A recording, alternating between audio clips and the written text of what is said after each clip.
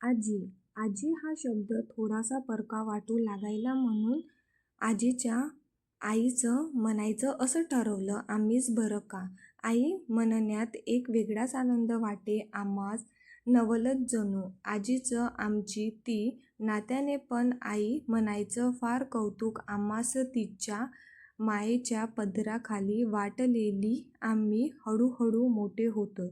आता हे उमगलच नाही. कधी हसत खेळत बागडत आनंदाने तिच्या पदराभोवती फेर धरत होतो तेव्हा आता जबाबदारीच्या ओझ्याखाली लपलोय ते सापडताच नाहीयो. तिला दरवर्षी सारखी वाट पाहत असते. कधी येतील माझी लेकरू, येतील कधी. पण काय सांगणार तिला.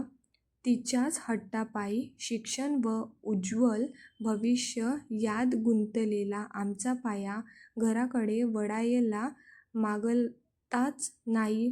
फार वाटते हो सगळं सोडून जावं तिच्याकडे राहायला. पण तिची स्वप्न पूर्ण करायच्या नादात खुद्द तुलाच विसरत चाललोय. पोटापाण्यासाठी करावं लागतं ओ.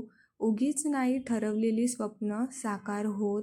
फक्त विसरू नये तिला तिची स्वप्न साकारताना.